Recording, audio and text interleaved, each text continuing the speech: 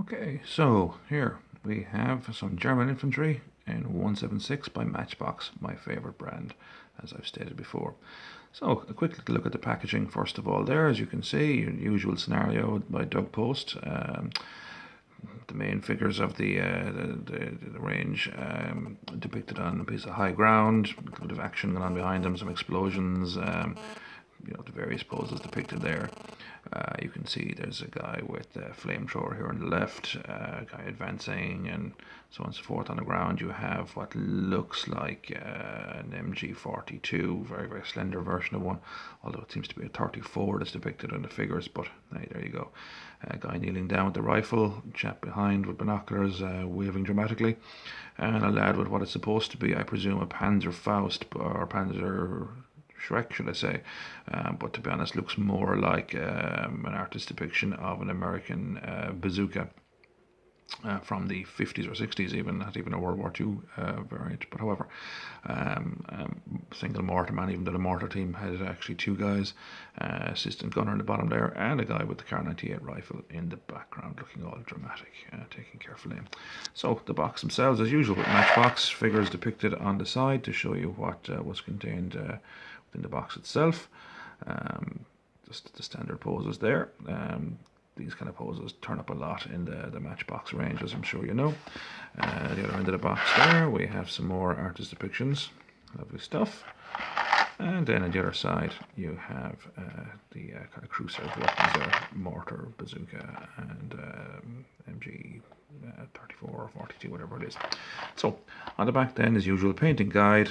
This is kind of the old paint suggestions here. Some of those colours might have changed, so just check online. There are conversion charts, etc., etc. That's it basically on the back of that there. Always handy to have a painting chart. Dated 1975, same as myself, so considerably old now in their 41st, 42nd year. Still going strong. They used to come in a blue plastic, which we have here, as a lot of German ranges did. Airfix did the same. Blue was seemed to denote Germans for some strange reason. That was a kind of plastic that they came in, kind of a medium grade, hard to medium plastic. Guns are always a little kind of flexible at the front, so if you're painting kind of guns like that, maybe a rub of varnish first before you paint them, or maybe a bit of matte varnish over afterwards if you want to just protect those. Although I never do that, so great for giving advice, not for taking it. So that was the German infantry from Matchbox. 50 pieces in the box, roughly about 45, 46 figures, mortars, etc., etc. So off you go. That was that. Nicely packaged again as usual. Nice artwork. However, in the 2000s, Revell came along and re-released the same guys in 176 in their range. I rushed out and got a box of everything that I could. Artwork on the front of that, as usual, not as good, I think personally, as the 70s artwork by Doug Post. Not the worst, in fairness, because they did do some desperate looking ones. The British Commandos for one, and the British Infantry spring to mind, terrible looking. Again though, the Panzer Shrek bazooka thing in the background here, not looking great, but there you go. Mortar team back there, chap with the binoculars, seems a bit out of scale and standing very, very high, exposing himself, but there you go. Box artwork, as I say, not my favourite, but at least they released them. There's the box itself, nothing much to depict on that. Again, very straightforward. Please excuse the rattle, there's still a lot of figures bouncing around inside in this. And there's your paint guide for that. Again, Revell or Revell, whichever way you choose to pronounce that. Always showed our own range of colours, naturally enough, no problem there. I painted mine up in just a basic grey that I had knocking around. I have a feeling it might have been 27 or 66, and I dry brushed them then with a lighter shade and gave them a little wash of Null and Oil by Citadel. But that's those guys. The Revell ones come in this lighter grey plastic, same consistency, maybe even fractionally lighter than the Matchbox, a little bit more springy there. hard to tell the difference. I did definitely think they were fractionally more supple. Now, that could be because the Matchbox ones are over 40 years old and maybe got a little bit more rigid, but marginal difference, and there's nothing really to be complaining about. But they'll complain anyway. So that's the Revell guys there. Again, excuse the rattles, please, if you would. Now, how did it turn out when they're painted? Well, as I say, I did mine in basic Humbrol grey enamels. I didn't even undercoat them first, to be honest with you. I just tore straight into it, and I gave them a wash with the Null and Null.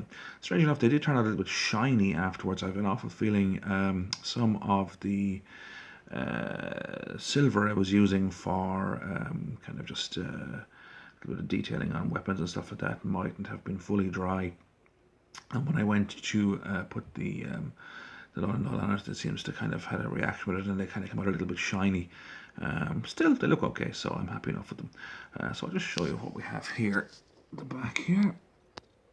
What have we there now? There is the machine gunner lying down. There is the rifleman, advancing rifleman with bayonet, and kneeling rifleman there. Okay, machine gun team. That's those lads. Two types of submachine gunner.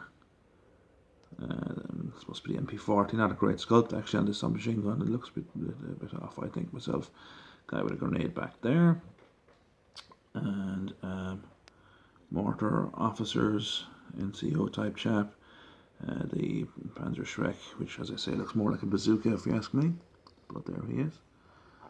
Flamethrower back here, and some advancing or defending infantrymen, and the guy who I suppose is the officer in command here. Nice little pose, actually. Some of these poses also turned up in some of the kits. This one, or a variant of it, turned up in the kit for the Vesp. If you remember, if you've seen it, it's this figure here, but with his leg raised, standing, looking out over a desert vista, I suppose. You'll notice there as I pan back that I had an artillery piece inside here, which is actually by Hat or Armour Fast. I always got the two is mixed up. Pretty much the same thing anyway.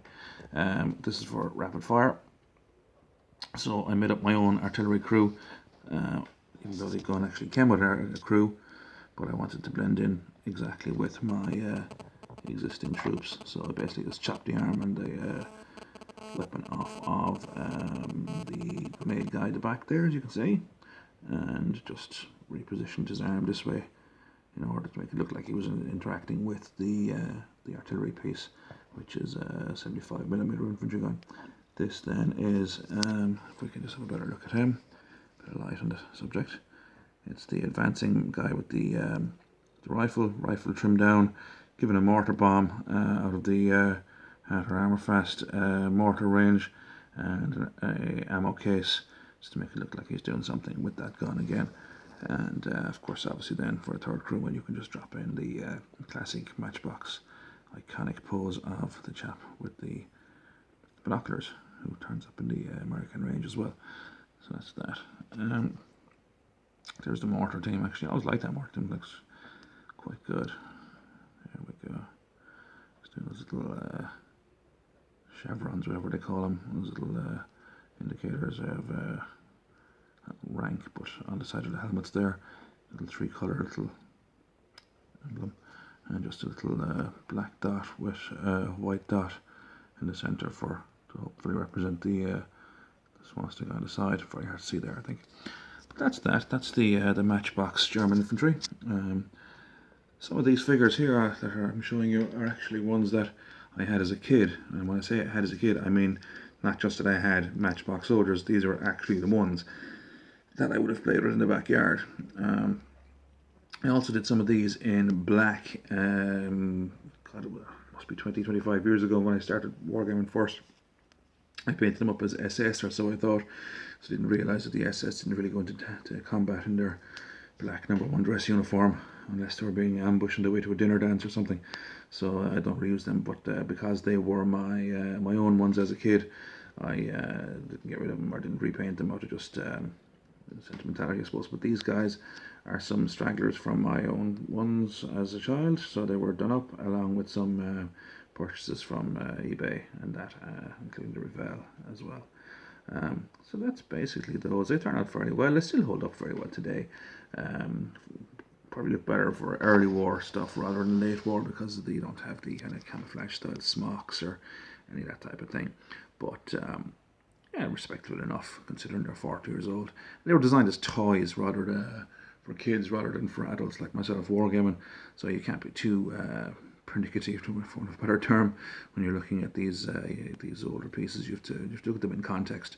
There's no point in going, oh well, Caesar or Plastic Soldier Company are so much better. Yeah, of course they are. There's 40 years of evolution in the hobby, and the hobby has changed. The kids who were rolling around on the sitting room floor 40 years ago playing with these guys are now men in their 40s or 50s or even older, and they expect better things. And of course, obviously, the technology has changed as well. So there's a lot more going on there in that world at the moment, which is good. I'm delighted anyway. It's great for me to be able to look at more modern pieces and incorporate some of my older pieces into them also.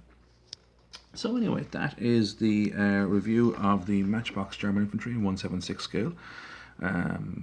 Just leave you with that lovely image by Doug Post, and the promise that we'll be doing some more Matchbox Infantry reviews of the entire Matchbox 1/76 range very soon. We have a few more to get through, and that's it for now. So if you can get hold of these guys, I'd suggest you do. There's plenty out there. You get them on eBay and various other places. But for the meantime, I'll leave you to it. So signing off for now. Take care. All the best.